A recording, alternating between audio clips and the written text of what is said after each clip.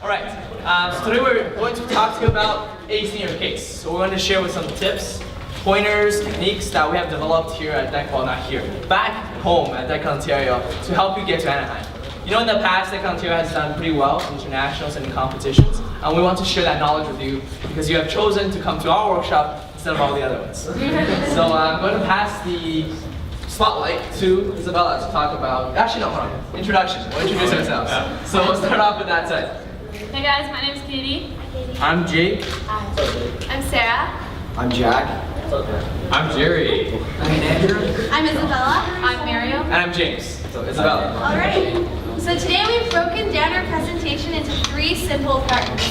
The first part is what is a case study, and then we'll be looking at how to prepare for your role play. So what you can do before you go into that situation, and then of course we'll be looking at what to do when you're actually in the situation, executing your role play, getting into character, wowing your judge, and then we'll be ending with the questions. Because as you all know, there are questions at the end of each role play, and they're sometimes a little challenging to tackle. And finally, we'll be covering a few differences between individual and team events, just so everyone has a basic understanding of the different types of events. So, before we jump right into the analysis and the breakdown of the case study, we have to ask ourselves this basic question. What is a case study? Well, a case study is what makes DECA so unique. DECA allows us to use our knowledge and our critical thinking abilities by giving us a scenario that looks something like this. How many of you have seen something like this before? Alright, so most of you. This is what the main portion of a case study looks like. Now you use your business knowledge and the given performance indicators, and you figure out what the problem is that you're solving, and you solve it. And that's all there is to it. Simple as that. DECA wants a simple and basic solution that works. So, my room is extremely messy. Who else has a messy room? Yeah, a lot of you are in the same boat as me here. And the thing is, my room, it has all my stuff in it. I like my stuff, and I know where it is. So somebody who doesn't know me comes into my room and they're like, Jake, where's your bed? And I'm like, it's under that pile of clothes. I know where it is. And you know, that's how I view a DECA, like a case study. There's a lot of information packed into a small area, and one needs to know how to access and use that information. So when you receive your case study, the first thing that you should do is skim it. Look over it and bring in as much knowledge as you can in as short of a time as possible. This way you have a general knowledge of what you'll be speaking about. The second thing, it's extremely embarrassing if you have an identity crisis when you walk in the room. It's a very good idea to find out who you are, and after that, who you will be addressing. Who you are addressing, who you are, determines what approach you will take on the role play and how you will express yourself and interact with the judge. Let's say you're the head of marketing versus the head of management. You'll take a different approach to the same problem. Lastly, find the thesis question. Like any essay or report, there's a thesis question, and this is like the main topic of the role play and what you need to address. In the PowerPoint, it's in green, and you guys should make yourself familiar with how these are laid out in a case study so you'll be able to find them easily and quickly. After that, performance indicators are extremely important, and I'm going to let Jack go in depth on this one. Thank you, Jake. Well, as I'm sure most of you know, the performance indicators are an essential part to succeeding in a DECA case study. After you set up your case, like Jake just showed you how to do, it's time to finally take a look at these indicators. But why are they so important if all we're trying to do is solve the problem that's given to us in the case? Well, again, as most of you know, these are the exact criteria that you're being graded on throughout your case, so you need to make sure you put high importance on them. What we from Ontario firmly believe is that somewhere on your notes section, when you're preparing for the case study, you write down each one of these performance indicators so that when you're going through your presentation, you make sure that you address each one, covering all your bases. By not addressing one of the performance indicators in a team or individual event, you could lose up to 18% of your total score and up to 20% in a principals event. But with that said, let's take a step back. These performance indicators aren't supposed to be scary. They're supposed to be your friends. They're your guides to success in this competition. So show your friends some love and give them some floor time, and make sure you cover all your bases. Alright, who's been in a situation where they've gotten their role play and they have all these ideas floating around in their head but no idea where to actually start and what to pick out from that mess? Yeah? Exactly. So one of the first things to do when you get your role play and you've looked at your PIs is to think about about all of these ideas, all of these stories, facts, theories, anecdotes, and figure out what's the solution to the case study. There will be some things that are more relevant than others, and some of them will be very clear to explain to a judge. Those are the ideas that you want to sift out from the piles. And once you've done that, you can move on to the next step, which is thinking about how to approach the role play. There's 3 important things to keep in mind. The first thing is thinking from a variety of perspectives. You want to make sure that you can empathize. This means that you want to show your judge you've considered their perspective and that you've also considered other solutions to the problem. Once you have this wide range of ideas and you show that you've been thoughtful and considerate, you can move on to the next step, which is backing it up. This means being really certain about what you say, understanding it, and being ready to back it up to any questions that the judge might have. And finally, be confident. If you say it and you believe it, your judge will believe it too. Finally, keep in mind that your judge has been watching these presentations for a very long time. Chances are they've been sitting there for an entire day, and it's always the same case study, always the same situation, and they'll get bored, inevitably. So, what you have to do is take that and personalize your response to this situation. This means that you have to find a way to stand out, whether it's through having a really warm smile, a really great greeting when you walk into your judge, or just truly being in character. And what really being in character means is mimicking real life. Because remember, DECA is all about role plays. It's not about making a presentation like you would for school. So once you've taken these ideas, put them together, taken what's important, make sure that you personalize it and you really get into character. Treat your judge the way you really treat that character in real life. That's all it takes.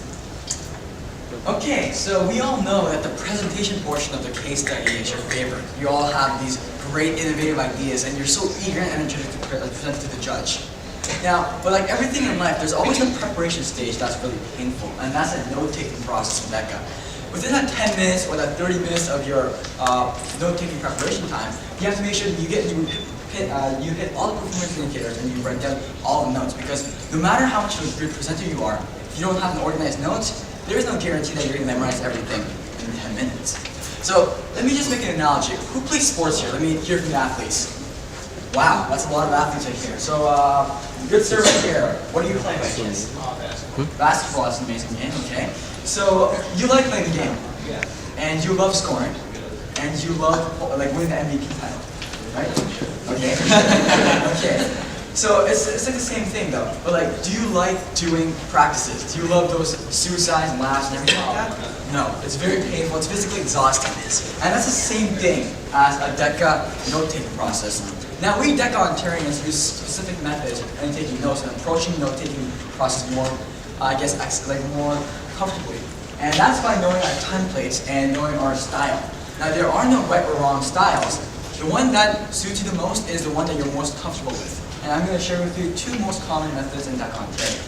The first one on the left right here, you see, that one right there, is called the closed blind method, because it looks like closed blinds. And what you do is you fold up your paper or you divide your paper accordingly to how many sections you want and just take down notes. And I personally like to do, let's just say, one performance right there, second one, third, and fourth. Now, the second one right there is called the open window, because it looks like an open window. And basically, it's the same concept, just that it's divided accordingly different way, right? So just figure out your own style, play around with sheet paper, right? Just like if you're folding stuff up and your mom comes in the room and just be like, and she just like, oh, I thought you were supposed to be studying for DECA, not doing origami. Just be like, yeah, I'm studying, don't worry about it. So anyways, also, one thing I really want to stress to the crowd right here is, at the top of your page, write down the basics. There are so many times when a person, like a participant, walks inside that booth and they're so confident with their binder right there, feeling like a boss, and they walk inside and they're just like, shoot, who am I?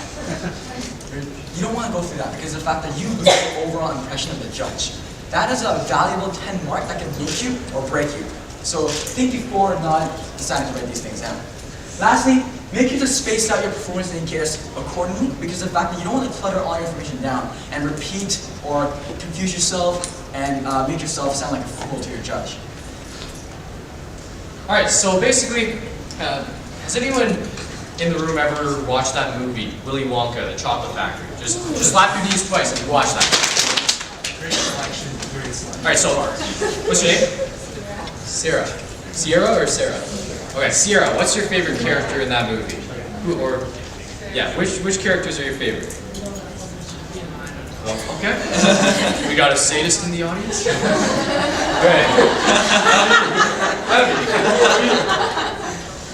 Who's your favorite character? Okay, I guess we have a second row of sadists. Interesting. Sarah, oh. I really like the Oompa Loompas. Wow, really? Did we plan that beforehand? No. Okay.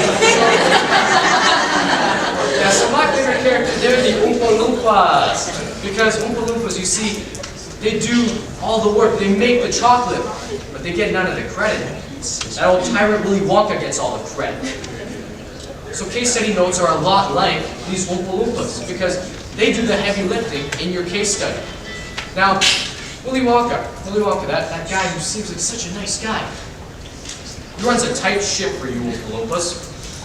See, if you don't make chocolate fast enough, it's not just gonna fire you. He's gonna drown you in the chocolate river, then he's gonna make like orange pudding out of you. He's gonna do a lot more than that. He's not that nice of a guy. So the moral is, work fast, mind your time when you're preparing. Next, you want to write down your key things right away. Let me demonstrate the difference between writing these things down and not writing these things down. So, I'll do a little introduction right here. So, hello Mr. President, my name is Jerry Zhang. I'm the marketing manager here at Polar Bears Canada, and I want to sell a polar bear to every Canadian to ride to school every day, because everyone wants a polar bear. It's not real. You don't actually ride It's a joke. Okay, so, and now without the notes. Hi, my name is Jerry Zhang, and I'm the guy here and I want to talk to you about how to be awesome. So, you want to have these notes. And finally, last but not least, you want to write legend. So notice how I don't say write neatly. This is not a letter to your boyfriend or your girlfriend or Justin Bieber or Selena Gomez. Yeah, that's right. This is a letter to yourself. So don't write with pink writing, nice cute little pink letters and draw hearts to dot the I's, because if you draw hearts on letters to yourself, that's just weird. So the point is, write legibly so you can read your letter, you can use it, but don't spend too much time writing it neatly. Now I'm going to pass it on to Sarah.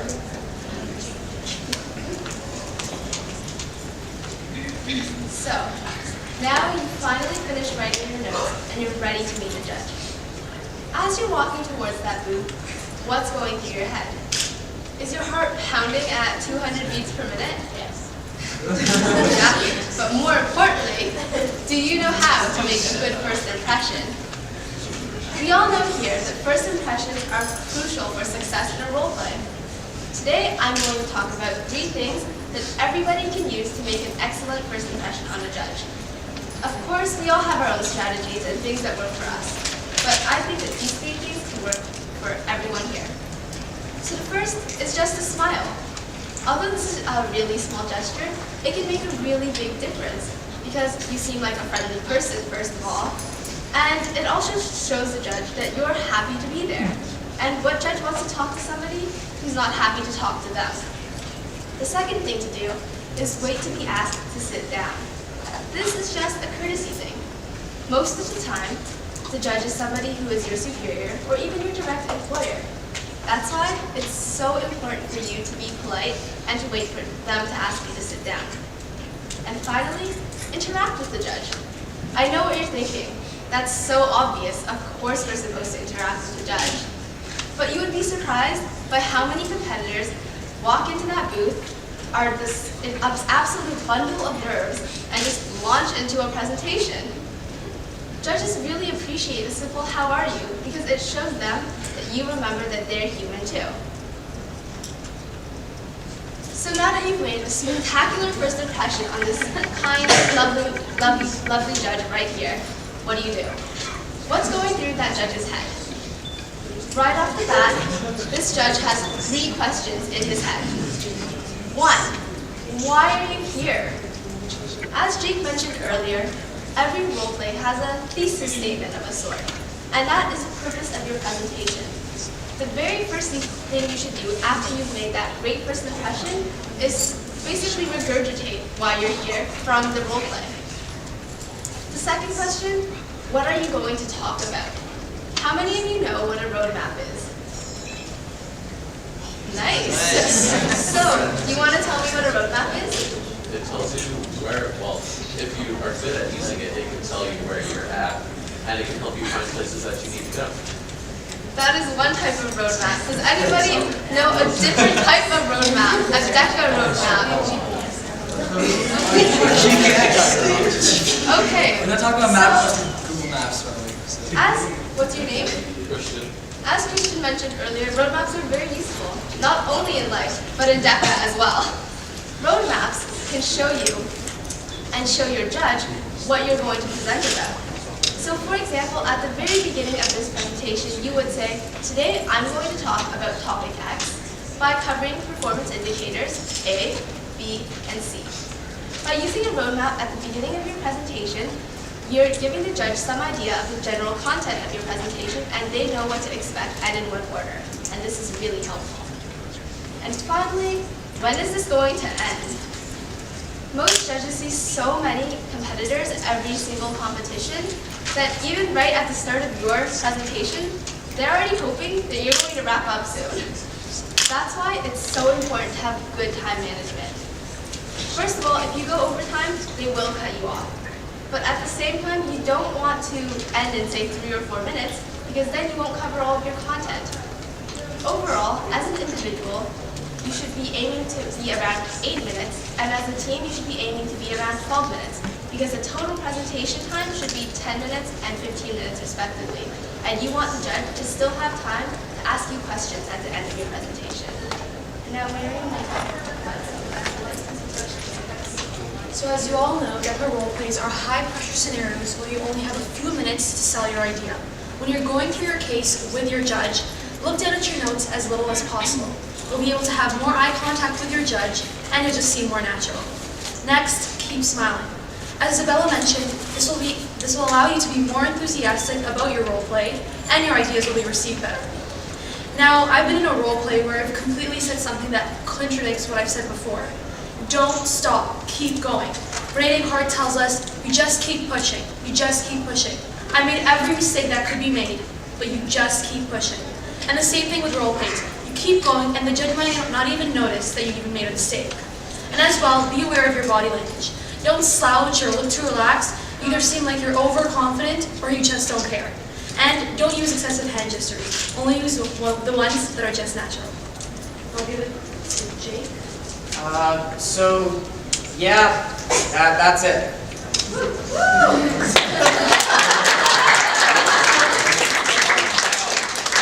So, we are talking about the conclusion to a role play. That's not necessarily the strongest conclusion, what I just did there. So what we've done is we've laid out some steps on how to make it like a proper role play what it was. So hammer your unique selling point into their head so they'll remember not only your beautiful face, but your beautiful points as well. And I know like at the end of your presentation, you're gonna want to be like, yeah! Come on guys! Run out, tell all your friends, and then you see that one bro and you're like, yeah, buddy, come on! Yeah! Just ace my case, hey? Hey? But I assure you that's not the best approach. What you want to do is you want to sit down and wait for the judge to ask you his questions. Finally, make it personal. Go up to the judge after and thank him for his time. There are people too, and this is what makes it extremely personal, and it'll make him remember who you are. So, moving on to what happens after are those pesky questions that we all fear. So when you are going through your questions, the question is how to address those questions. Think before you answer. I mean, what I usually try to do is if I don't have an answer on the top of my head right when the question is asked to me, I say, so for example, if the judge asks, what do you think about this product? I would say, well, I think about this product. And when I say that, that gives me actually an opportunity to think about what I'm going to say. Or if you still need some more time, you can ask the question to repeat the question so then you can actually think about the answer to that question. Next, don't ramble on. Be as concise as possible. If we came up here and talked about performance indicators, you would probably be bored and you wouldn't have done a good job in this presentation. So be as concise as possible. And if you've already addressed a point in your presentation, refer back to it and don't totally skip the question. And now I'll hand it over to James, who'll talk about the different types of events. Okay, so we'll do something, so I think the team did a phenomenal job covering the basis in terms of delivery, analysis, and the preparation of the case. So how many of you have learned at least one thing from the past 20 minutes? Fantastic. Hold your hands up. Who has a smartphone? Okay, so now all of you will take out your smartphone and tweet at DECA Ontario, #CRLC, with that one thing you learned. Whoever posts something really cool will retweet you and you'll be famous internationally. Okay, so while you guys are doing that, we are going to cover some quick things about the difference between a team event versus an individual event. Just a quick survey. How many of you here are team events? Nice. How many of you here are individual events? Okay, so good split between the two. So sometimes we think, we don't need to know the other event because I'm not doing it anyways. But the problem is, all of you came here because you are leaders within your chapter, and people will look up to you. And they're going to ask you, I'm a new student, I don't know what the difference is, can you give me some advice? And if you just give an answer like, oh, well, it's just there's more people in one event than the other, it's really not that good. So these are the key differences. One, for a team, you have 30 minutes prep time, you have 15 minutes to present, and you must share speaking time. The key word here with team events is synergy. Who knows what synergy means? Okay, simple analogy. Synergy is when 1 + 1 = 3, not 1 + 1 = 2. So when two people's power combined together is greater than the sum of the two. So the individual is you have 10 minutes for preparation, 2 minutes to present, and you get total free reins. You have uninhibited creativity, and you can talk and make up things on the spot, and it wouldn't throw anybody off. But if you did that in a team, you will throw off your teammate. And so make sure in that 30 minutes preparation time, you use it completely and you coordinate what to talk about and support each other seamlessly. Because you want to come off as one team, not two individuals. So now I want to pass it off to Jerry for a quick recap. Alright, so I guess you guys learned quite a bit today, and you probably learned quite a bit of information. And we Canadians, we love a lot of things. We love drinking maple syrup at every meal. We love saying A at every opportune moment. A. And of course, we love nice Americans. And you, my friends, are some nice Americans. We would love to have you to our acres anytime.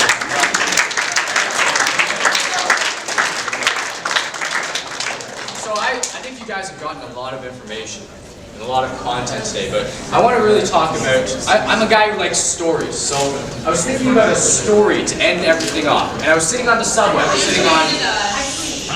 sitting on the subway,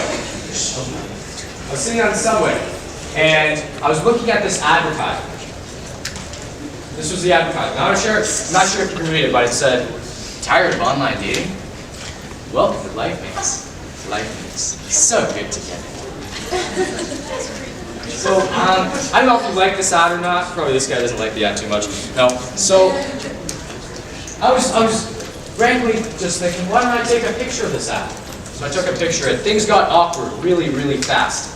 Because now I was sitting with 20 people on the same subway car and they were all thinking that I was going to make a Life Mates profile. My username is cutehandlelover22, by the way. Don't judge. And so, that's not the point though. The point is, I started thinking, dating is a lot like a DECA roleplay. Succeeding in a DECA roleplay, because in dating, unlike what Life Mates want you to think, there's no magical solution to all your problems. You gotta work hard on your hair, your style, your swag. And of course, in dating, everyone has a different approach to things. Some people, this guy, might say, oh, I want a sweet talk. This girl might say, I'm going to play hard to get. And of course, there's some people who are just going to be like, are you from Tennessee? Because you're the only tan I see. And everyone can make their approach work. And that's the coolest thing about DECA roleplays. So with that, we want to end this off by saying that we're really friendly people. We'd love to talk to you, but if we're not cool enough for that, you can send out a tweet to @DECA Ontario if you're just too cool for us. And with that, we want to end this off by saying we believe in you, we love you, and we want to see you in Anaheim. Thank you.